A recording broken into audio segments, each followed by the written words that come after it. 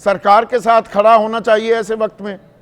ये अप्रत्याशित घटना है, ये कोई युद्ध हमने तो किया नहीं, हम इसमें फंस गए, आप उसका राजनीतिक लाभ उठाने की फिराक में दिख रहे हैं।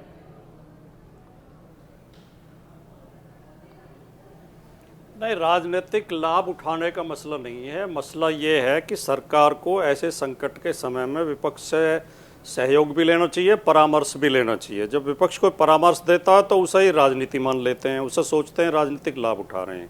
देखिए, इसमें कोई दो राय नहीं है जो आप कह रहे हैं कि ये युद्ध अमेरिका और इजराइल का थोपा हुआ युद्ध है, और जितना युद्ध खिंचेगा उतना संकट हमारे सामने पैदा होना है पेट्रोलियम पदार्थों का, इसमें भी कोई संदेह नहीं है।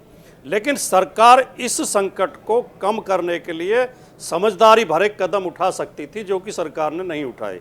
पहली गलती तो हमारी सरकार ये कर रही है कि हम रूस और ईरान जैसे अपने पुराने मित्रों को छोड़ के, जो हर संकट में हमारे साथ खड़े रहे और ऐसे संकट के समय में भी मदद करते, उनको छोड़ के हम अमेरिका और इजराइल के खेमे की तरफ बढ़ रहे हैं।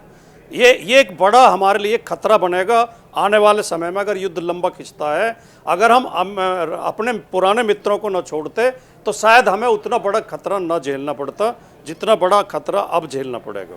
मैं इस बात से भी सहमत हूँ कि इन चीज़ों को लेकर ज़्यादा पैनिक नहीं करना चाहिए और ज़्यादा अफवाहें नहीं उड़ानी चाहिए, और हमें संतोष रखना चाहिए। कुछ दिन कम तेल से काम चला लेंगे, कम गैस से काम चला लेंगे, लेकिन देश की व्यवस्था शांतिपूर्वक चलती रहे, ये हम सबका प्रयास होना चाहिए, पक्ष का भी, विपक्ष का भी, नागरिकों का भी, सबका।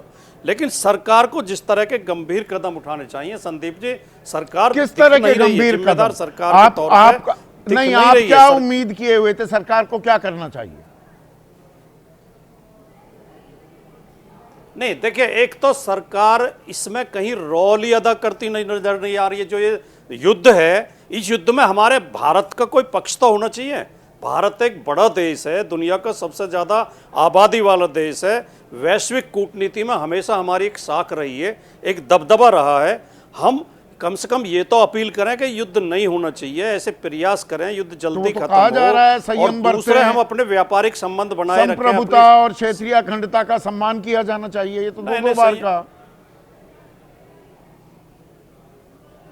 जब वेनेजुएला के राष्ट्रपति के अपहरण पर और ईरान के नेता की मौत पे हम 6 दिन तक शोक तक प्रकट नहीं करते, हमारी हिम्मत नहीं होती कि हम एक शोक तक प्रकट कर सकें, तो ये हमारी कोई वैदेशिक कूटनीति है?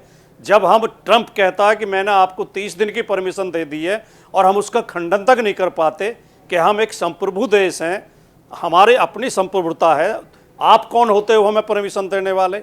सरकार ये इसका खंडन तक नहीं कर पाती, तो कहीं हमारा वजूद दिखाई देता है, हमारी कोई वैश्विक कूटनीति नज़र आती है?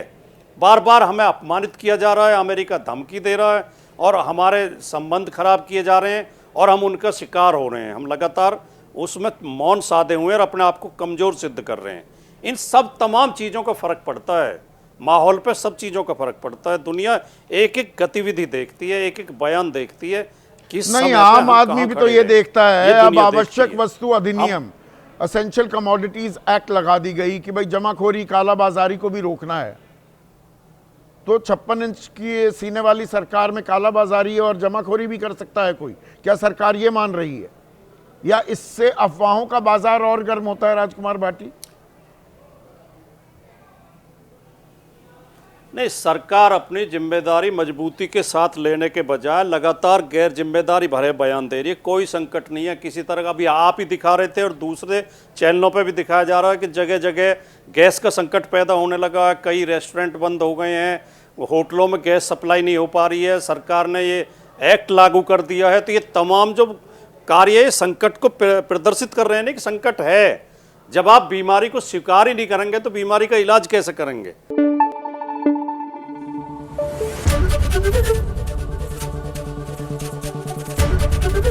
एबीपी न्यूज आपको रखे आगे।